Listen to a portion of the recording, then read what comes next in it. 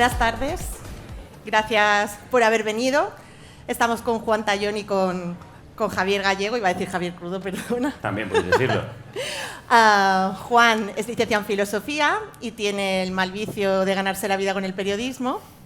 Es autor de novelas como Rewind, obra maestra, y el libro del cual vamos a hablar, que es El mejor del mundo, con la editorial Anagrama. Por cierto, que tiene siempre títulos como muy grandilocuentes, ¿eh? Mira, ¿qué te parece? Obra maestra, Bueno, El mejor del mundo. Hay que apuntar hacia arriba para, Claro. para caer al medio, por lo menos. Hombre, lo bueno ya cuando un libro se llama obra maestra y dices, lo va a ser. Bueno, luego, si nos da tiempo, tienes que contar la historia de la manilla de la puerta. Muy bien. Y cómo la encontraste. Y Javier, tú eres periodista, eres escritor, eres músico, escribes poemas, has dibujado un poema. No, lo ha dibujado Lo ha mi dibujado tu hermano. hermano, tú has hecho Yo hice el poema, el sí. texto.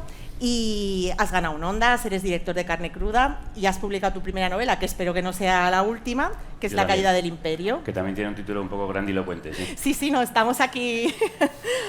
Os quería preguntar para empezar positivos y optimistas en este mundo en el que vivimos. Suerte con eso. Sí.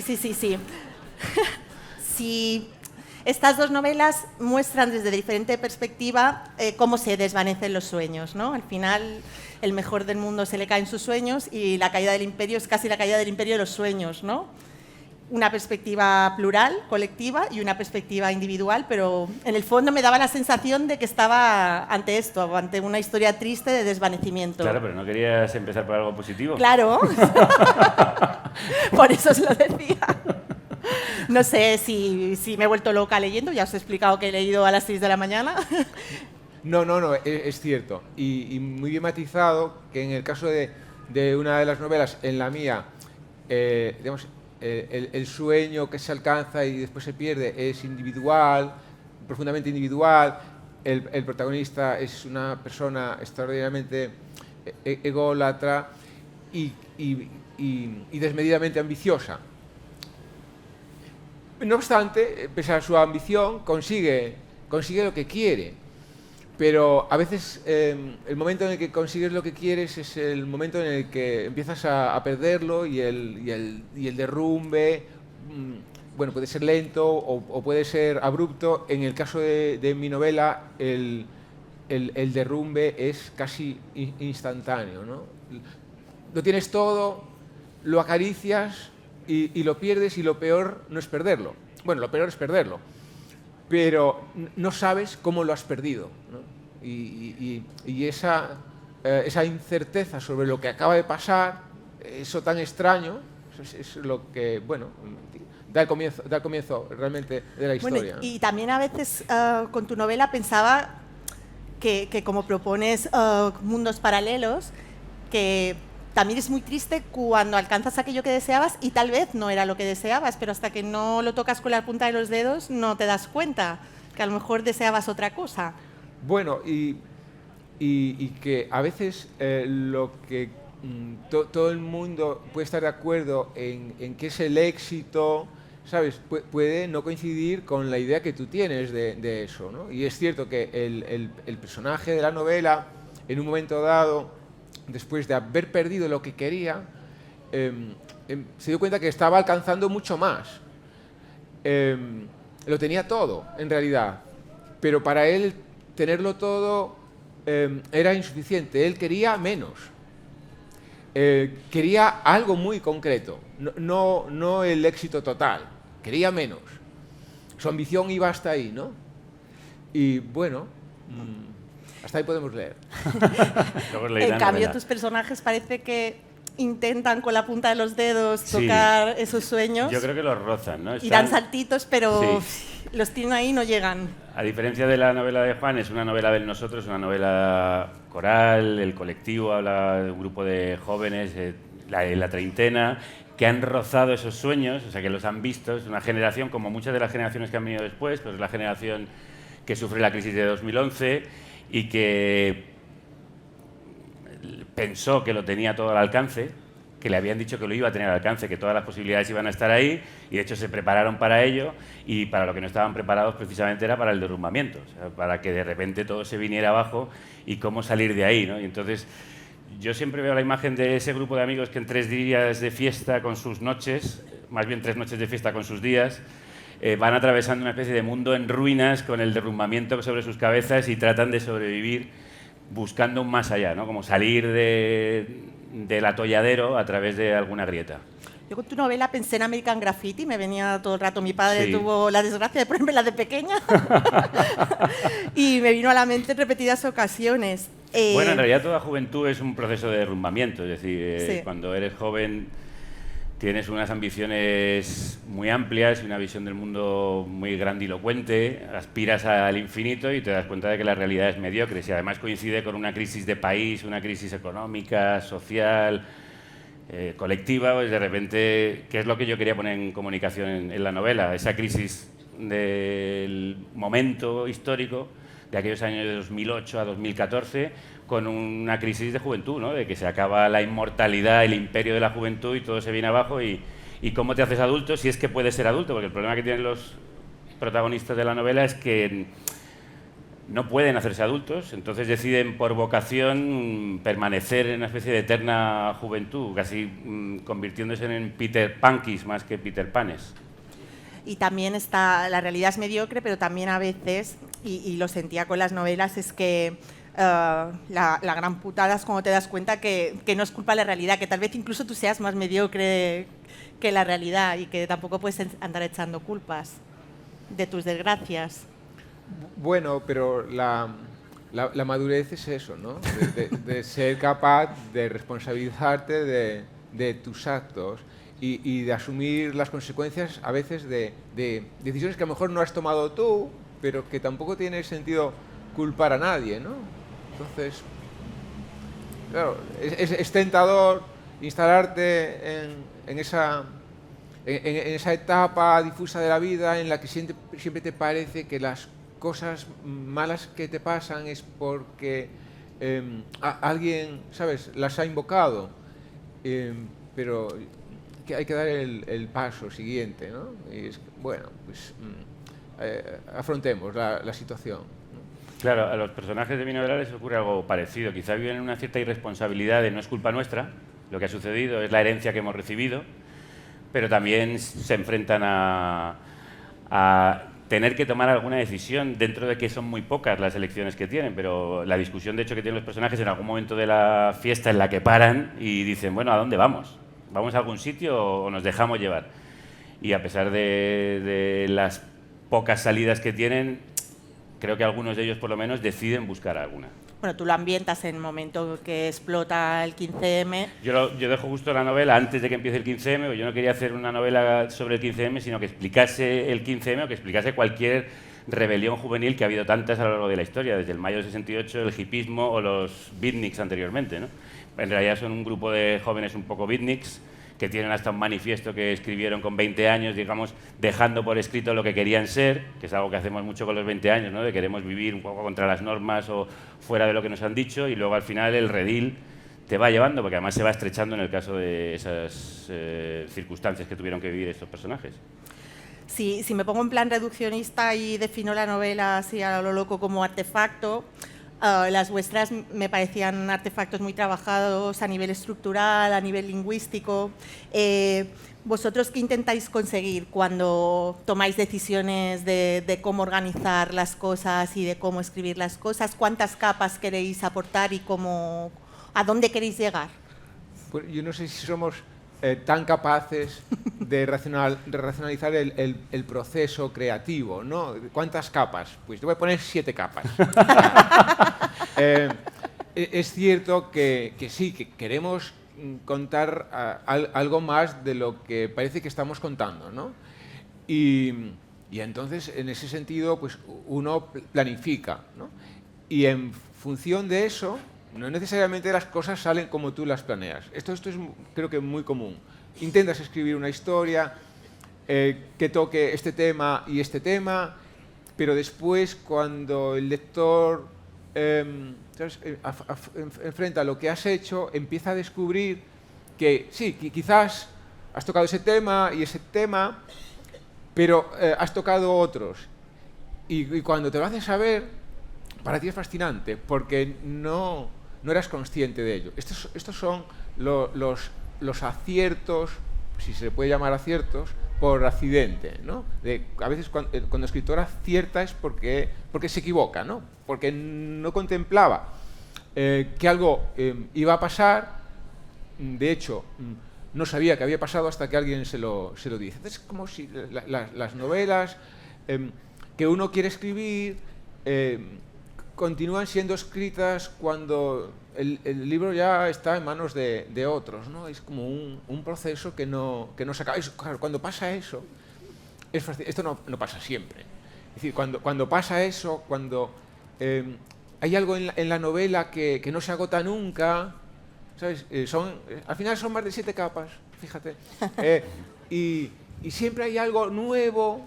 Esto es, digamos, un escenario ideal que estoy yo desarrollando, ¿no? Es que no se agota y siempre parece que la novela esté proponiendo algo y que no envejezca nunca, y a la luz de cada nueva época la novela reverdece, ¿no?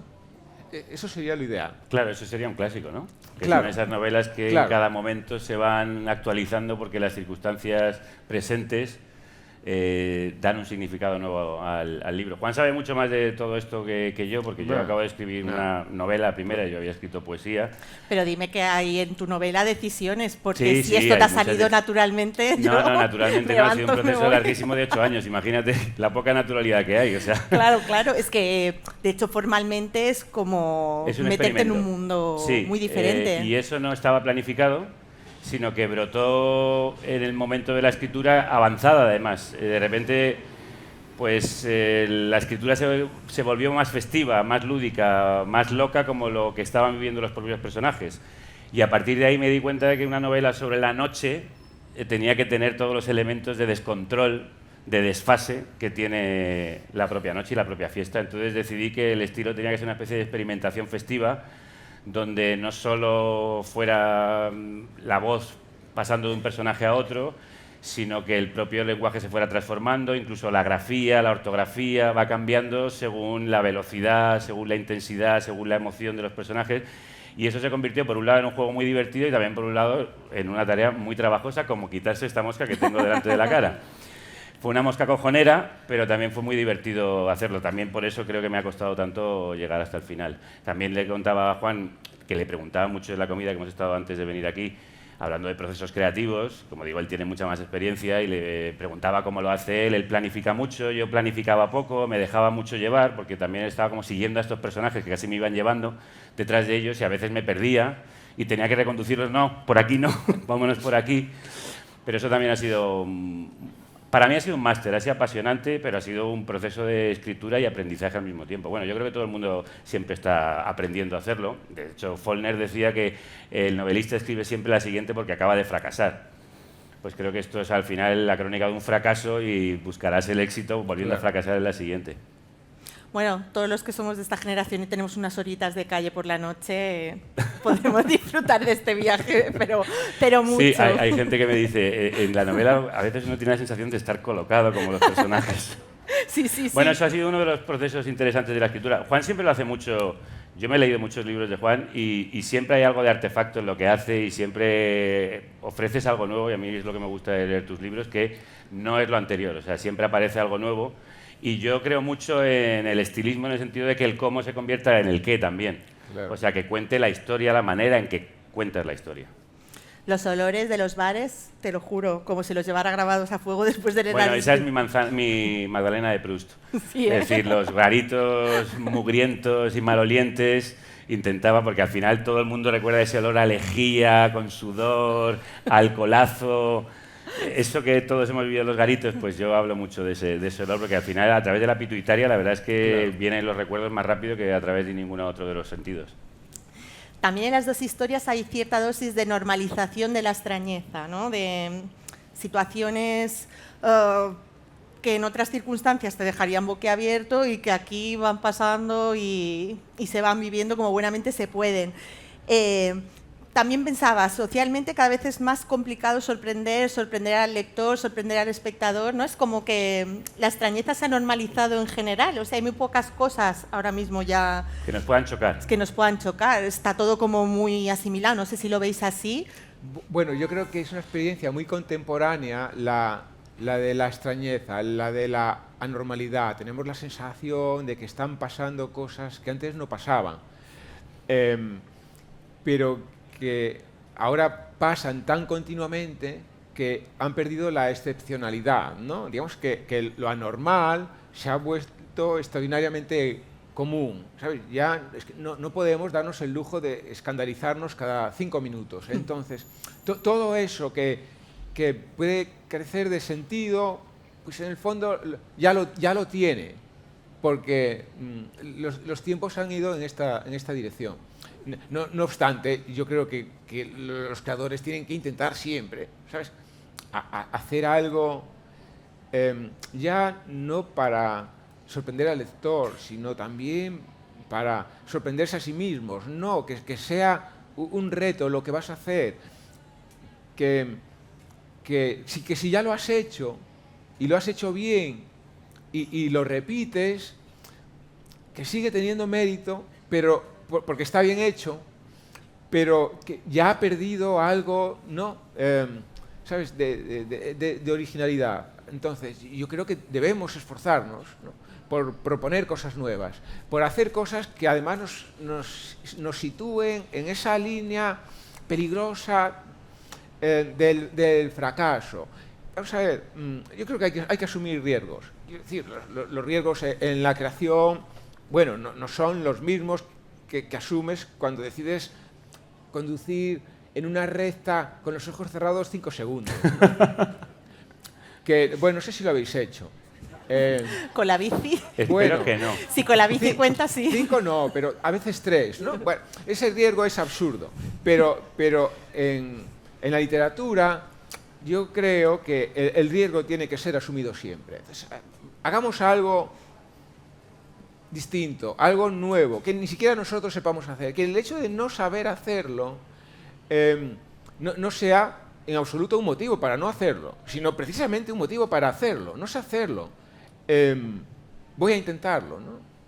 Yo creo que la ficción es el territorio donde lo inverosímil se vuelve verosímil muchas veces, ¿no? Y eso también depende de la habilidad del escritor. Ya hablo de novelas que he leído y también en el proceso de escritura yo a veces algunas de las escenas del libro digo, esto muy creíble no es, pero si lo consigo contar como yo lo estoy pensando y viviendo, creo que te lo vas a comer.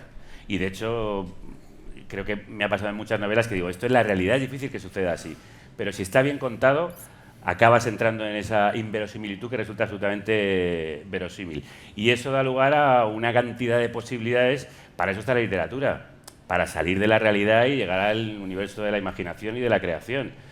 Yo por eso tengo tanta incomodidad a veces leyendo la autoficción, porque me sitúa tan en la tierra, me saca tan poco de mí que me acaba aburriendo. La verdad es que es lo que me pasa un poco con la autoficción. O sea, me gusta que la literatura en realidad me saque de mí, me saque del mundo real, para entrar en una especie de irrealidad real, o irrealidad veraz, irrealidad que resulta verosímil, que es ese mundo de la fantasía, que es la creación.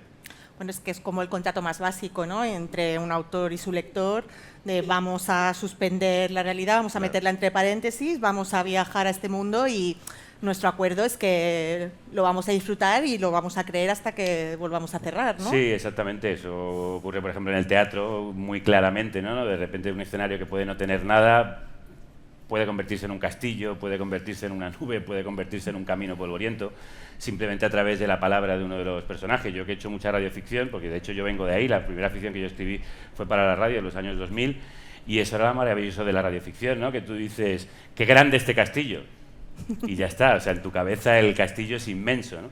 Pues eso la literatura, afortunadamente, a través de una frase puede conseguirlo, y eso es lo maravilloso.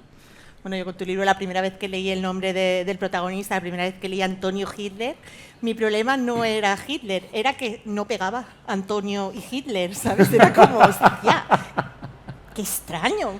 Pero no me planteé lo del Hitler como un apellido viable, pero... Sí, yo era consciente de que afrontaba el disparate, ¿no? Pero como la novela crece sobre una experiencia muy extraña, ¿sabes?, por la que atraviesa el protagonista, creía que una nueva capa de extrañeza sería darle a un personaje de origen gallego un apellido extranjero. Y bueno, emprendí Y se te ocurrió que Hitler era como el más a mano. Emprendí la búsqueda y me parecía que no Y encontré a había, Adolfo. no había apellido más extemporáneo, ¿sabes? Más provocador, más arriesgado que Hitler, eso sí, seguido de Ferreiro, ¿no? Que yo creo que Ferreiro tiene la capacidad de quitarle gravedad a Hitler, ¿no? Claro. Sí, sí. Quitarle hierro. Totalmente. De hecho, no hubiera habido holocausto si Adolf Hitler se hubiera llamado después Ferreiro. O sea, evidentemente no hubiera pasado. A mí, por ejemplo, me estaba acordando yo tengo una escena en que hay una lluvia de hostias de un personaje que está vestido de cura y es una lluvia de hostias consagradas sobre la policía. Porque dice, les hemos dado de hostias. Y claro, cuando yo me planteaba, digo, esta escena no se la come nadie. Pero al final, bueno, pues te comes la hostia. Bueno, y además en una bolsa de plástico. En ahí. una bolsa de plástico, si lleva un montón de hostias consagradas, bueno, ya lo veréis. En vez de un copón de Sí, estos que se usaban antes. Somos de la misma generación. Yo soy más jovenzuela. Muy bien. Bien por ti. Pero no sé si es todas las generaciones, pero nosotros que ya no nacimos con dictadura, por lo menos yo con mis amigos, y aquí me sentía muy metida en la caída del imperio, pensábamos que éramos los mejores. Nosotros en vez del Círculo de Viena estudiaba filosofía y nos llamábamos el Círculo de Palma, porque éramos la hostia, ¿sabes? Y al final... No tenemos sueños pequeños. No. Una vez leí que te haces mayor cuando volvemos a la renuncia, cuando te miras al espejo y dices, pues mira, probablemente no escriba este libro, probablemente no planto un árbol y probablemente me quede sin hijos porque esto está fatal. Y probablemente no sea el Círculo de Viena, ¿no? Exacto. Bueno, el Círculo de Palma yo creo que ha Pero el quedado Círculo de Palma sí. en cutrillo.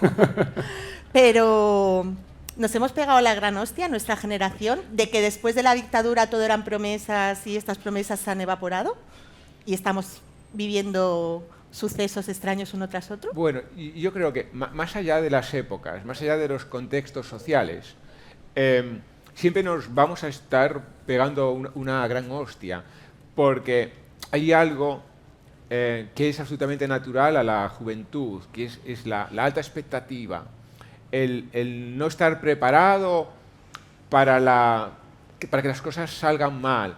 Yo creo que cuando somos jóvenes nos creemos indestructibles, nos creemos, por supuesto, más listos que nadie. ¿Qué nos puede enseñar una persona mayor? Nada, ¿verdad? Y entonces, en un momento dado, que puede ser un momento que nos abarca a muchos, o puede ser un acontecimiento privado que abarca solo a uno, nos damos cuenta de nuestra fragilidad. Y entonces ese es el momento en el que no tienes más remedio que hacerte mayor. Entonces, nos vamos a dar la hostia y está bien que nos demos la hostia y que sea una buena hostia para que después no haya que estar dándose más hostias pequeñas. Entonces, una grande en un momento dado Que te despierte. y después las cosas irán mejor, ¿no? Sí, pero yo sí que creo que ha habido un cambio histórico, que además en España llega más tarde porque hay una dictadura, y es que nuestros padres y abuelos tenían una juventud muy reducida, es decir, duraban muy poco en el tiempo, se tenían que hacer mayores muy pronto, tenían hijos, de hecho, muchísimo más pronto que nosotros, entonces su hostia era mucho más breve. La nuestra, durando tanto la juventud, es como una hostia a cámara lenta durante mucho tiempo. Es como una hostia que te viene y ¡boom!, te va pegando. Entonces, el hecho de que se extienda la juventud, ese momento de que, pero yo sigo siendo indestructible y sin embargo me siento destruido, ese malestar que hay ahora mismo, de hecho, en muchas generaciones, esa sensación de no he llegado a ser inmortal, pero sigo siendo joven, creo que ha cambiado respecto a generaciones anteriores, porque en países como Estados Unidos, Inglaterra, sí que había habido como un movimiento, bueno, la juventud como mito, todo el movimiento del rock and roll lo representa. Eso aquí en España tardó mucho en llegar. Y ahora sí que lo estamos viviendo. Y el hecho de que se extienda tanto la juventud creo que hace más grande el golpe. O por lo menos más duradero. Sí, no, obvio. Ya no es que se haya hecho más larga la juventud, se ha hecho más largo todo. Es decir, hemos pasado a vivir 80 y pico años. Y los 50 son los nuevos 30. Claro, entonces, si prolongas las etapas de la vida, es más fácil que digamos, se produzcan las frustraciones. Y bueno, y claro, y hay que tener en cuenta el contexto histórico, ¿no? Hemos vivido épocas de mucha expansión, de mucha libertad, pero las cosas cambian, la libertad a veces parece que se achica, la expansión económica, ¿sabes?, entra en crisis, y claro, entonces son factores que lo revuelcan todo, y para lo que no estás preparado, y tienes que afrontar pues situaciones inéditas que dan pie pues a malestares nuevos. Claro, pero también estaba pensando que las generaciones más contemporáneas hemos vivido como un mundo de mayor expansión, de más posibilidades de las que tenían nuestros padres y abuelos, ¿no? Que tenían un camino muy marcado del que era muy difícil salirse. Nosotros, sin embargo, teníamos todos los caminos que tomar. Y de repente muchos se cerraron de golpe, y eso ha generado ese estupor, esa sensación de derrumbamiento del que estamos hablando, que es diferente a las generaciones anteriores. El hecho de haber tenido muchas posibilidades, o que te hablaran de muchas posibilidades, ¿no?, de ser la juventud más preparada, que tendrá todo a su alcance, y al final no alcanzarlo, porque el mundo se vuelve precario y todas esas posibilidades se van reduciendo. Eso creo que ha cambiado mucho respecto a generaciones anteriores.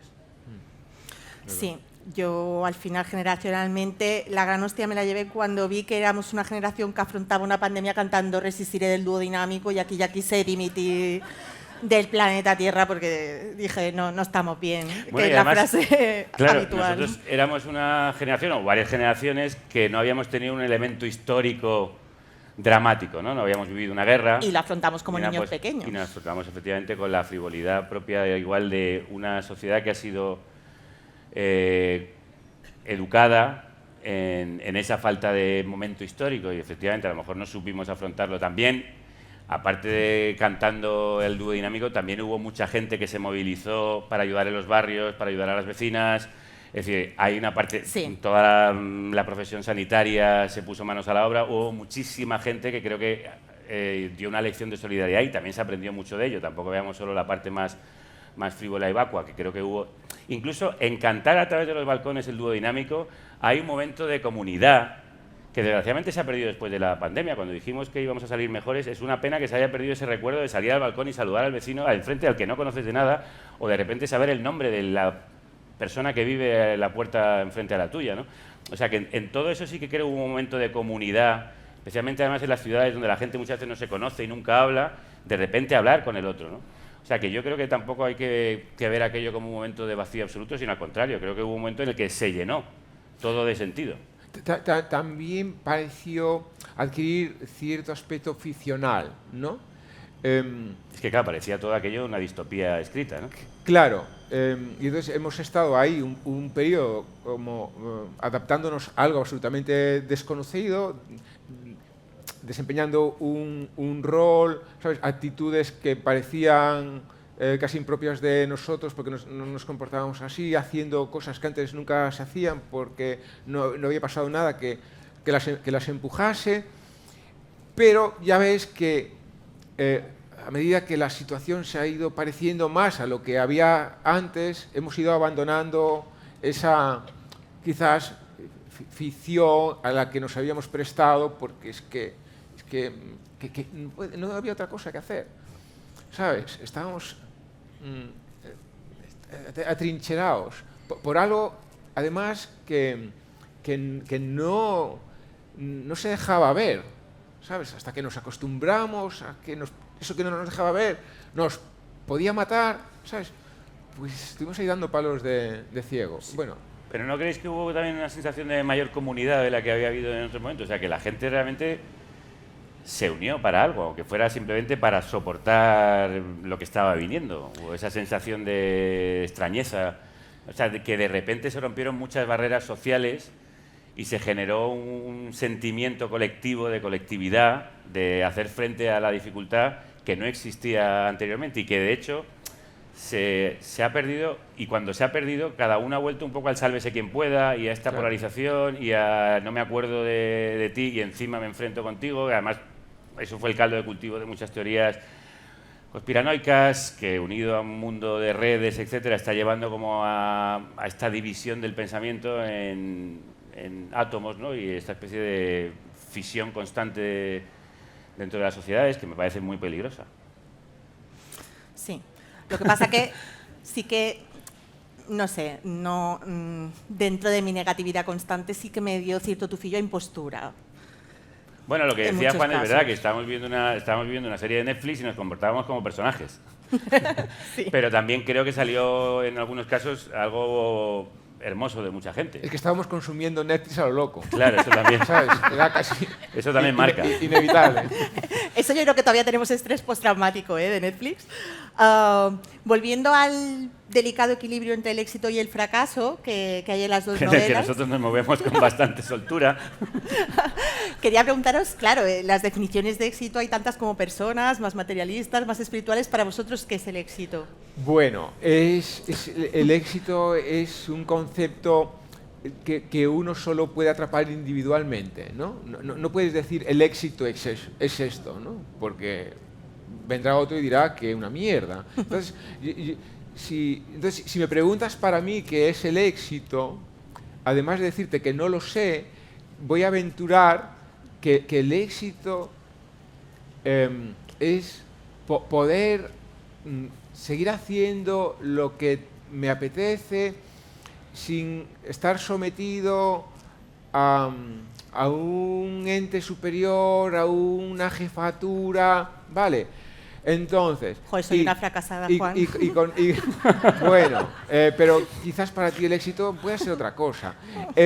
Y escribir en libertad y además escribir lo que yo quiero sin pensar en lo que si yo quiero puede gustar a los demás, ¿sabes? Yo quiero que guste, pero no lo hago para gustar a los demás. Entonces, poder mantener este terreno, bueno, pues yo creo que a eso se le puede denominar éxito mediano, no, mediano. Claro, porque si después me dices, ¿y te gustaría ampliar el éxito? Bueno, pues quizás entonces sí me gustaría ampliar el éxito. Tener un super éxito. ¿Sabes? Claro, dar un pelotazo con una de mis novelas, Claro.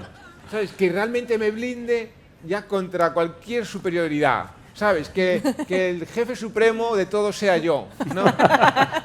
Bueno, Vas por buen camino, Juan. voy por buen camino, ¿no? Son sueños ambiciosos. Mucho, está muy bien. A ver, es una pregunta muy difícil, pero yo me acuerdo cuando la has hecho de la frase que cierra el manual, este manifiesto que escriben los protagonistas de la novela, que es vive como imaginas.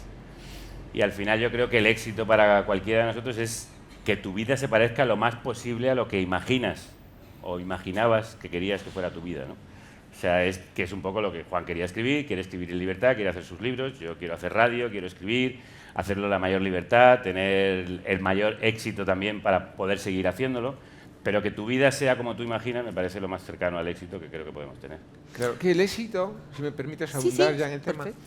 que no sea decir he tenido éxito, No. Que el éxito venga como consecuencia de algo que tú has querido hacer muy empecinadamente.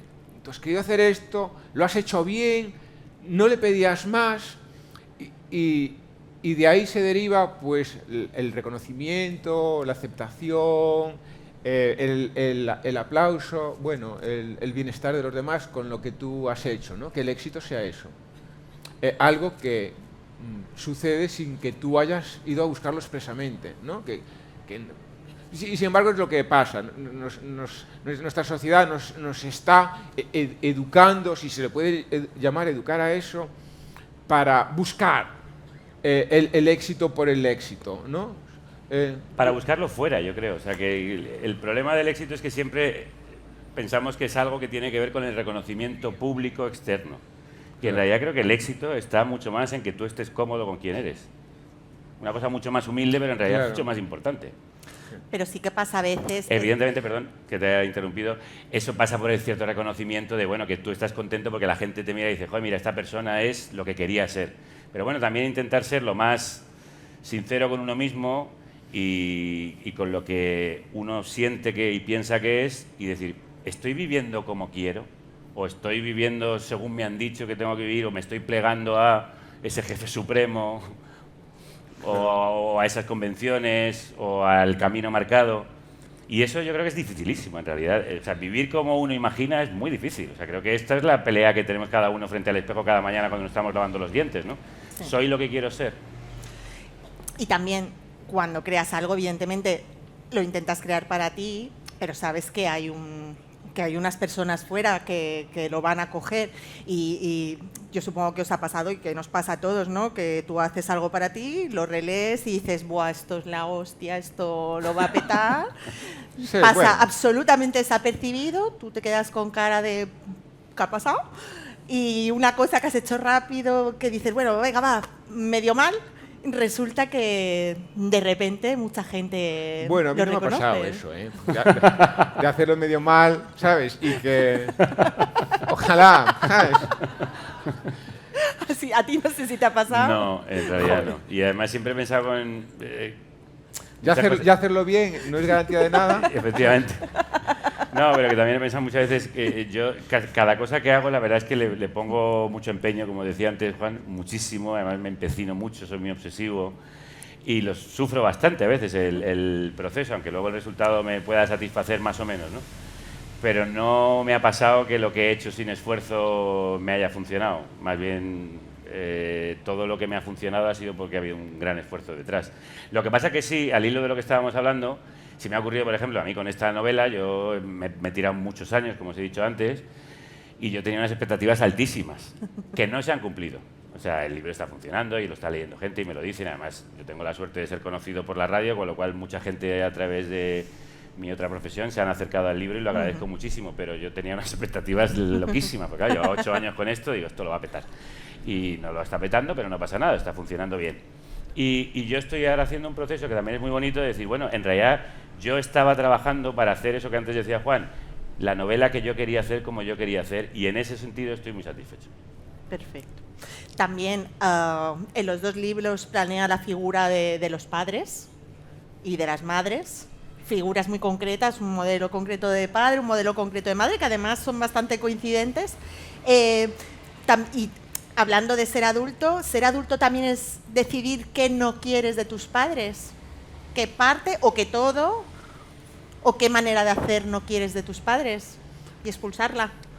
Ya, bueno, no sé si el proceso puede seguir ese razonamiento tan pacífico, ¿no?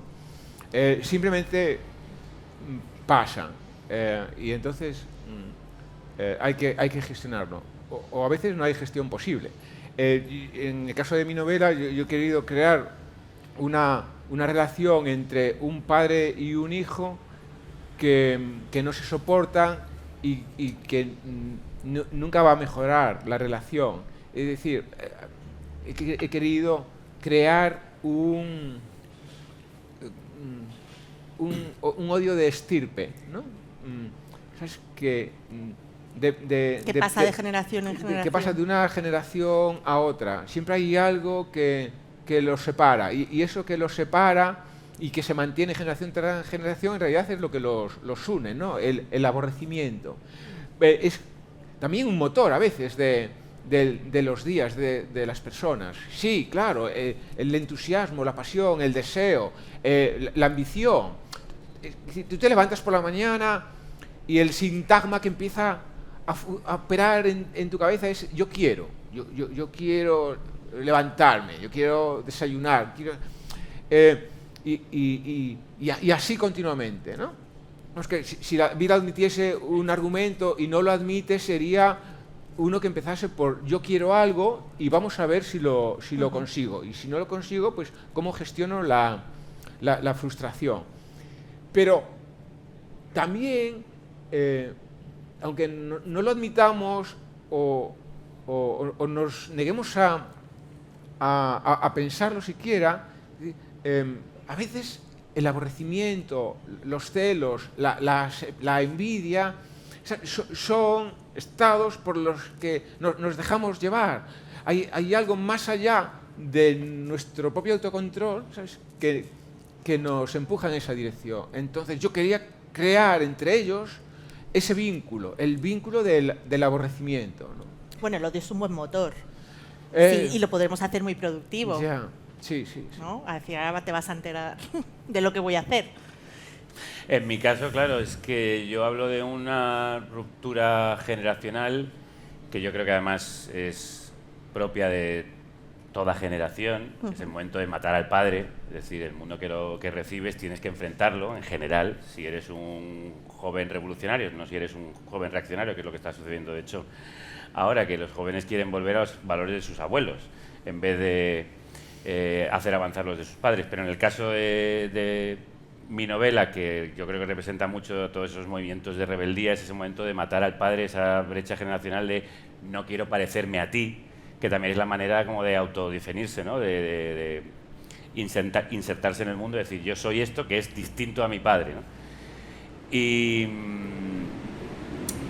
creo que el 15M fue en parte también una rebelión generacional, fue una ruptura de padres e hijos, ¿no? Terminaba una transición y empezaba una segunda transición, ahora nos toca a nosotros. En el caso de, además de los protagonistas que se enfrentan en mi novela, hasta hay una escena frente a un espejo en un ascensor donde uno y otro se miran a través del espejo porque no son capaces de mirarse a los ojos, y entonces el hijo piensa, mi padre se ha convertido en ese padre que como joven hubiera detestado, y yo soy un joven al que mi padre, que es ahora, me detesta, ¿no? Porque en realidad le reflejo lo que él iba a ser, un joven airado que se convierte ahora en un viejo gruñón, ¿no? Que es algo que está mucho en la historia de muchas biografías, ¿no? Que cuando eres joven eres rebelde, pero cuando eres mayor te vuelves reaccionario, y además le dices a tu hijo que ya te darás cuenta de que las cosas son así porque tú eres muy ingenuo y muy inocente. Y creo que el 15M, que igual que cualquier otro movimiento de rebeldía juvenil, tiene que ver mucho con eso, de yo quiero seguir siendo rebelde, en cierta medida, que no sé si es fácil, que no creo que sea posible, pero que tampoco es cierto eso de que sea más ingenua la persona que sigue queriendo progresar que no esa persona que se vuelve conservadora y reaccionaria. De hecho, y el caso, perdón, de la madre, que no hemos hablado, me parece interesante como el papel de en el caso de mi novela, el papel de la madre, yo es que la última de Juan todavía no la he leído, pero la madre representa todo lo contrario, representa los cuidados, representa la complicidad, representa como el lugar de la empatía. Sí se pueden mirar a los ojos, de hecho estos dos personajes, el que está enfrentado con su padre precisamente por cómo trataba a su madre, tiene un código especial con ella, se crean como los amantes un lenguaje propio de esas relaciones íntimas. Sí. Tú ahora hablabas del 15M, en una entrevista alertaste del peligro de tener un nuevo 15M reaccionario. Bueno, ya estamos en él. No sé si necesitamos una nueva convulsión progresista, pero ahora mismo bueno, lo a ver, tenemos no, fastidiado. yo estoy bastante esperanzado con algunos movimientos por la vivienda y contra la gentrificación y el turismo, y de hecho en Mallorca ya ha habido varias manifestaciones, y me parece que ese es el germen de algo que podría o debería pasar, y creo que eso va en la dirección del progreso. Es decir, la vivienda es un derecho, es un principio fundamental que debe ser preservado por encima de todo. Los barrios, la vida de los barrios, las ciudades tienen que pertenecer a quienes las habitan, no a quienes las visitan. Y creo que ahí sí que veo un movimiento, aparte de en el feminismo, en la defensa de los derechos de las minorías raciales o las minorías LGTBIQ+, o sea que sí que veo también una apertura de conciencia, igual que hay una reacción muy bestia, precisamente porque hubo un progreso muy bestia, también veo en mucha gente joven un movimiento que espero que vaya fraguando, porque es insoportable lo que ahora enfrentamos todos, no solo los jóvenes, pero los jóvenes especialmente respecto al trabajo y a la vivienda. ¿Tú cómo lo ves? Bueno, yo creo que algo está empezando a pasar. Sí. Y porque además la sensación es de que cada vez está pasando por el otro lado, se está apretando la situación más y más y más, y yo creo que no nos va a quedar más remedio que dar como ciudadanos todos un paso adelante, porque la alternativa produce pánico, ¿no? Entonces, yo creo que además con algo como la vivienda, ¿no? Entonces, sí, coincido con Javier. Pero deberíamos preguntarnos, y creo que lamentarnos de que no haya habido una reacción social mucho mayor respecto al genocidio en Gaza.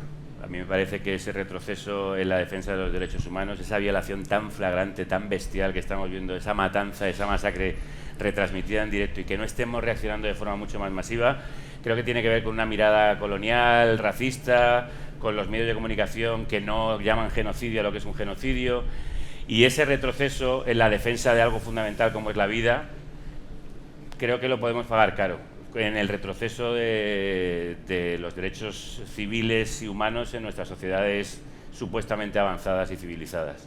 Bueno, supuestamente, tú lo has dicho. No sé si tenéis alguna pregunta. No sé si se le acerca un micro, si bueno, pues intenta hablar fuerte. Espera, no, ya viene. Tiene micro, viene desde el fondo hasta la primera fila. Hola. Buenas tardes. Al hilo de la pregunta que hacía María, de la que soy fiel seguidora, ya de paso lo diré, sobre la democracia, que después, Juan, también has comentado que lo que tú entendías por éxito es poder escribir lo que querías, con la libertad que querías. Me gustaría preguntarte, Juan, tú escribiste en 2013, que creo recordar que era el Bater Jonetti, ¿puede ser? Sí, puede ser. Originalmente la escribiste en gallego y no encontraste nadie que te la publicara. Y tuviste que autotraducirte y escribirla en castellano. Y me pregunto, ¿cómo te sentiste? Quizá no sentiste nada. Siéntete libre, por favor. Me gustaría... Realmente, cuando supe este hecho, me intrigó en tu fuero interno cómo te sentiste.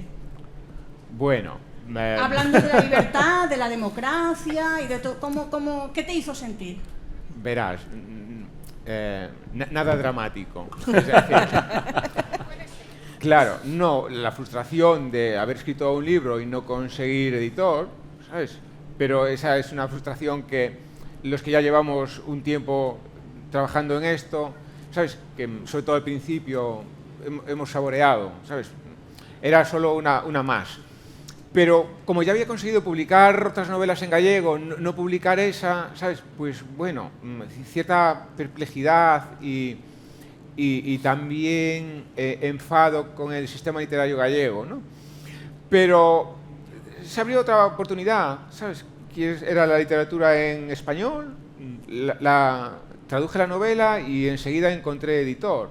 Y ya no he vuelto a escribir en gallego, lo cual me produce una vaga pena, porque es la lengua materna, es la lengua que yo hablo en casa, es la lengua con la que me expreso socialmente en la ciudad donde vivo y con la que empecé a escribir. Bueno, pero tampoco pasa nada. Yo me adapto y he generado pues la musculatura de la lengua española para publicar en un sistema literario que claramente está mucho más musculado que el gallego. En realidad, la pena no es tanto por mí.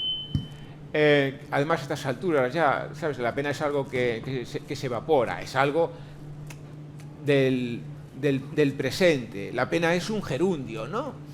Y eso ha quedado muy atrás. Lo que me da pena es la situación en la que está el sistema literario gallego, ¿sabes? Completamente deteriorado, empobrecido, porque además no lo hemos defendido desde Galicia. Entonces, si no lo defendemos nosotros, ¿quién lo va a venir a defender? ¿Madrid? No.